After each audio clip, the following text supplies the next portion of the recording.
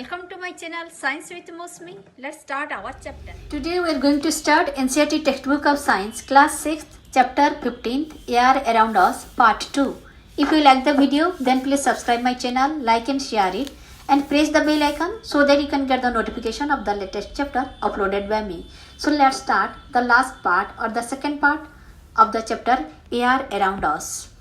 तो फिर हम अभी डिस्कस कर रहे हैं कि air is a mixture of different gases. तो फिर हमने बहुत से गैसेस के बारे में डिस्कस किया, जैसे कि एयर में क्या क्या होता है। वाटर वेपर होता है, ऑक्सीजन होता है, nitrogen, carbon dioxide, dust and smoke होता है। तो फिर डस्ट एंड स्मोक होता है, उसका प्रेजेंस को दिखाने के लिए हम एक एक्टिविटी कर रहे हैं। चलिए करते हैं वो एक्टिविटी कि डस्ट और स्मोक हमारी एयर में है, ये हम कैसे दिखाएंगे। इसके लिए हम लेंगे एक सनी रूम यानी कि एक धूप वाला रूम आपके स्कूल की। तो close all the doors and windows with curtains pull down to make the room dark. तो फिर आपके एक जहाँ पर अच्छी तरह सूरज की किरणें आती हैं ऐसे वाला एक रूम लीजिए, उसका डोर्स विंडोज सारे बंद कर दीजिए। अगर पर्दे हैं तो फिर कर्टन सारे को भी बंद कर दीजिए। फिर इस हिसाब से अपना डोर को खोलिए जैसे कि आपके just a little in such a way that open the door और the window in such a way that it allows sunlight to enter the room only through a slit. तो फिर ये थोड़ा सा खोलेंगे जैसे कि एक बीम ऑफ लाइट आएगा और उससे आप क्या देखेंगे, look carefully at the incoming beam of light. अगर देखिए यहाँ पर देखा गया है ना, तो फिर ऐसे ही छोटा सा बीम ऑफ लाइट आएगा, उसमें आपको क्या दिख रहा है। Do you see any tiny shining particles moving in the beam of light. आप देखेंगे कि यहाँ पर जो है छोटी छोटी कुछ टाइनी पार्टिकल्स है, तो फिर moving in the beam of sunlight, और वो स्थिर नहीं है, वो मूव कर रहे हैं। What are this tiny particles. During winter you might have observe similar beam of sunlight filter through the trees in which dust particles appear to dance merrily around। तो फिर इसी जो एक बीम ऑफ लाइट आता है, इससे आपको दिखता है कि छोटे छोटे पार्टिकल्स उसमें मूव कर रहे हैं। ऐसे ही आपको देखने को लिए मिलेगा कि एक घना ट्रीज लेंगे जहाँ पर बहुत सारे लीव्स होंगे, तो लीव्स के अंदर से होके छोटा बीम ऑफ लाइट आता है और उसमें भी ऐसे पार्टिकल्स देखने के लिए मिलता है। और ये छोटा टाइनी पार्टिकल्स है हमारे डस्ट पार्टिकल्स। तो ये dust particles appear to dance merrily around. This shows that air also contents dust particles. इसका मतलब है एयर में ये डस्ट रहता ही है, ये एयर का एक हिस्सा है, ऐसा नहीं कि अचानक कहीं पर आ गया। और ये डस्ट जो है कहीं कहीं पर ये प्लेस टू प्लेस वेरी करता है और टाइम टू टाइम वेरी करता है, ठीक है। तो फिर किसी जगह अगर ज़्यादा पोल्यूटेड है, जैसे दिल्ली बम्बई जैसे शहर हुआ, तो फिर वहाँ पर पोल्यूशन ज़्यादा है, उसी जगह हमको डस्ट पार्टिकल ज़्यादा मिलेगा। तो फिर ये इसका क्या रोल है, जब हम इनहेल करते हैं कि ये अगर हमारी बॉडी के अंदर चला जाएगा, हमारे शरीर के अंदर चला जाएगा तो हमारे लिए हानिकारक होगा। इसीलिए क्या है कि हमारी नोज में when we breathe through the nostrils fine hair and mucus are present inside the nose. तो फिर हमारी नाक के अंदर आप देखे होंगे छोटी छोटी हेयर होता है, बाल होते हैं, और ये हमेशा मॉइस्ट रहता है। हमारी नाक के अंदर अगर आप छुएंगे तो फिर थोड़ा सा गीला गीला सा लगता है। तो फिर ये क्या है गीला गीला सा, ये है हमारी म्यूकस। तो फिर ये म्यूकस का काम क्या है, ये दोनों क्यों होते हैं, हेयर क्यों होता है, म्यूकस क्यों होता है, ये दोनों का काम है कि ये डस्ट पार्टिकल को अंदर नहीं जाने देंगे, हमारी लंग्स तक जाने नहीं देंगे।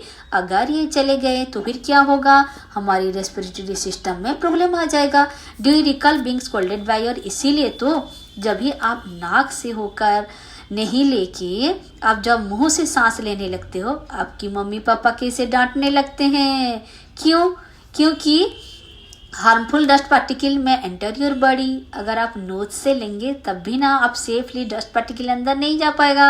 आप मुंह से लेने लगेंगे तो डस्ट पार्टिकल पूरा खुलेआम आपके रेस्पिरेटरी सिस्टम में चला जाएगा और आपके बॉडी के लिए ये बहुत हार्मफुल होगा।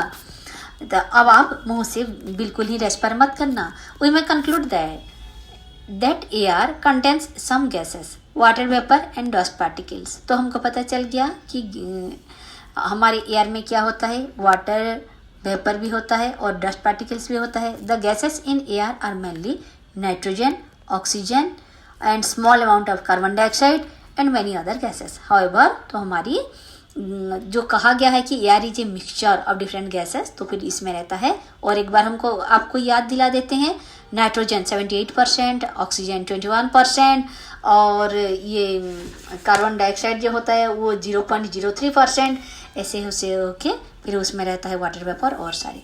तो however there may be small variations in the composition of air from place to place. ये कंपोजिशन जो हमने बताया ये कहीं पर थोड़ा इधर इधर हो सकता है। We see that air contains mostly nitrogen and oxygen. हमने देखा कि एयर में मोस्टली क्या रहता है, जैसे ये आप देख पा रहे हैं कि बहुत सारे ये नाइट्रोजन का परसेंटेज बहुत ज़्यादा है। नेक्स्ट क्या है, ये है हमारी ऑक्सीजन। नंबर 1 पर है नाइट्रोजन और नंबर 2 पर है oxygen.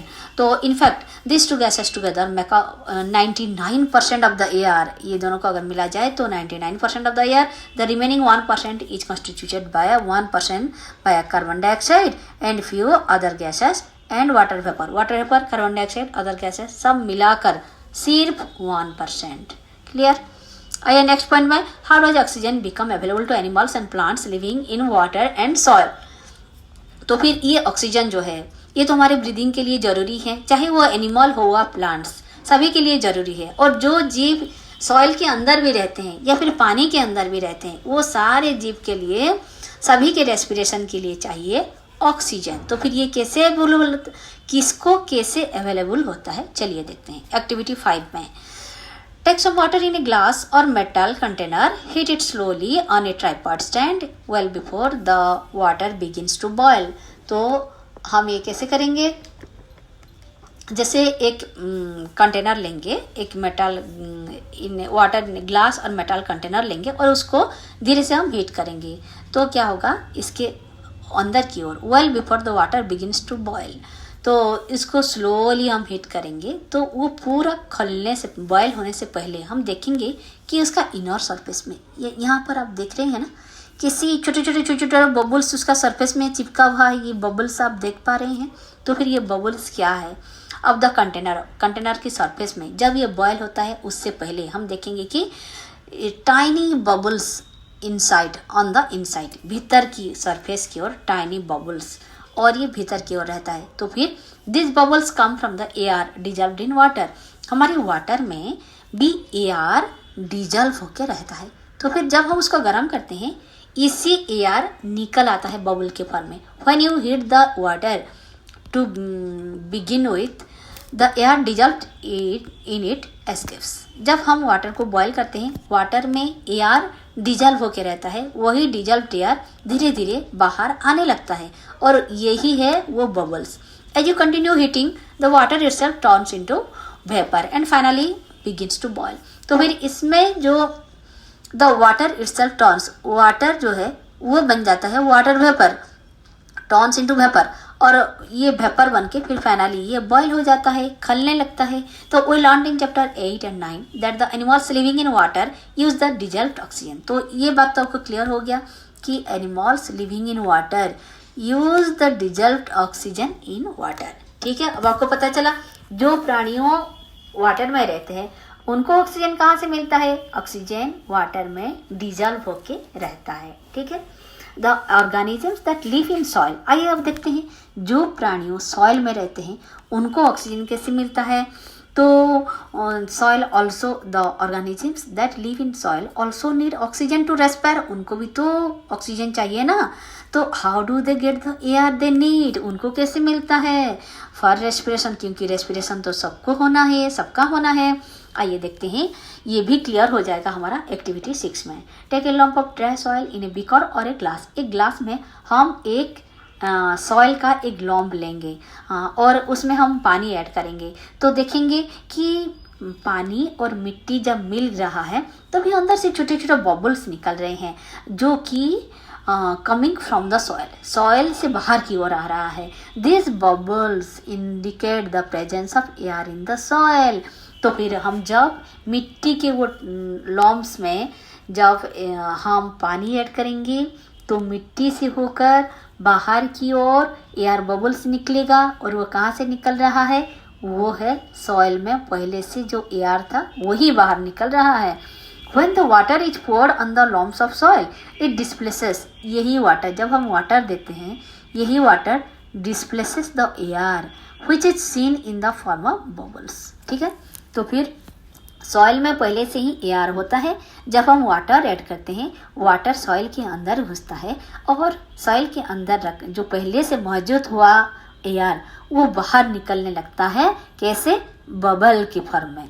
The organisms that live inside the soil and the plant roots respire in this air। अरे जो सॉइल के अंदर रहते हैं ना प्राणियों या फिर हमारे प्लांट्स हुआ, प्लांट रूट्स, ये सारे उसी एयर को लेके अपना रेस्पायर करते हैं।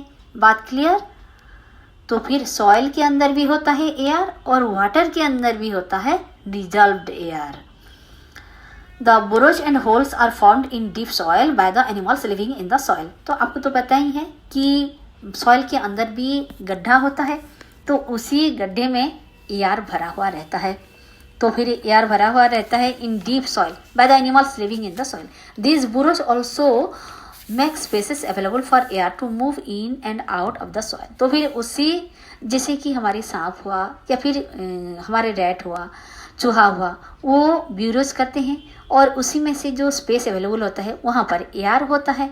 उसी एयर जब वो बाहर बाहर move in and out of the soil, तो फिर ये सॉइल के अंदर घुसते हैं, निकलते हैं, ऐसे ही एयर का जाना आना लगा रहता है व्यूरोज के थ्रू।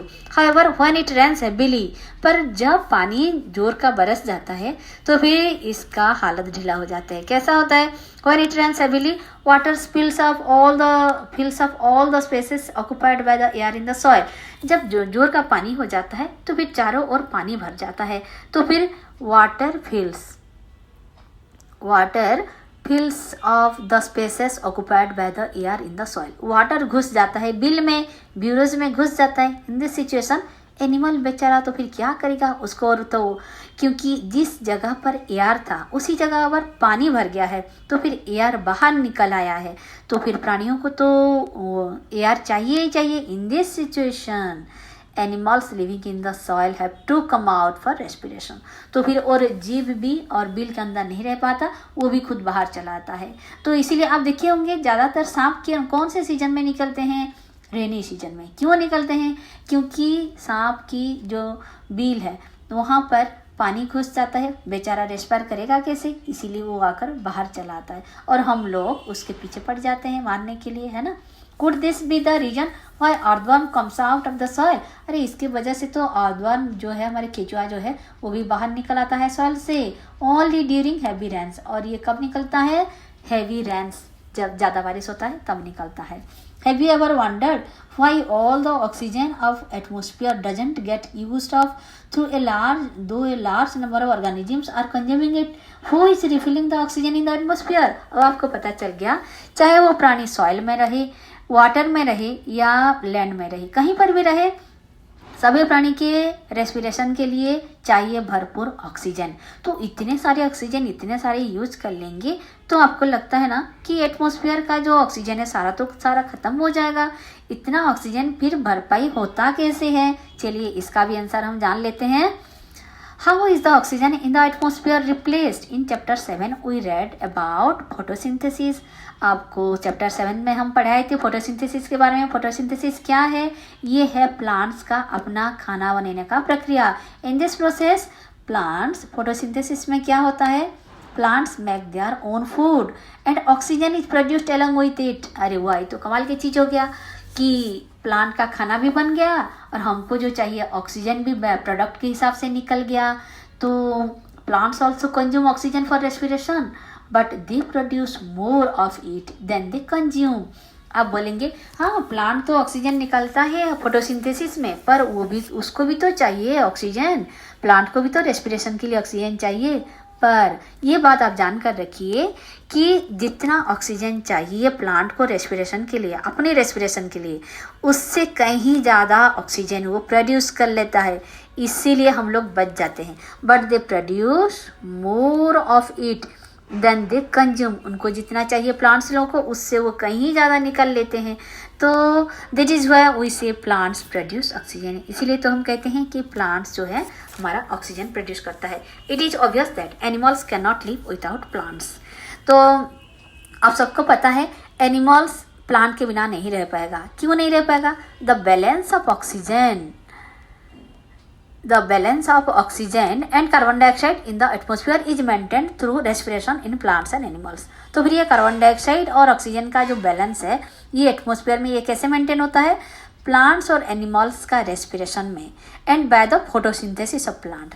तो फिर ये respiration in plants and animals और फोटोसिंथेसिस इन प्लांट्स। फोटोसिंथेसिस में ऑक्सीजन निकलता है और रेस्पिरेशन ऑफ प्लांट्स और एनिमल्स के लिए ऑक्सीजन चाहिए हुए होता है। और फोटोसिंथेसिस के लिए हमको चाहिए क्या? कार्बन डाइऑक्साइड चाहिए खाना बनाने के लिए। और ये कार्बन डाइऑक्साइड आता कहाँ से है?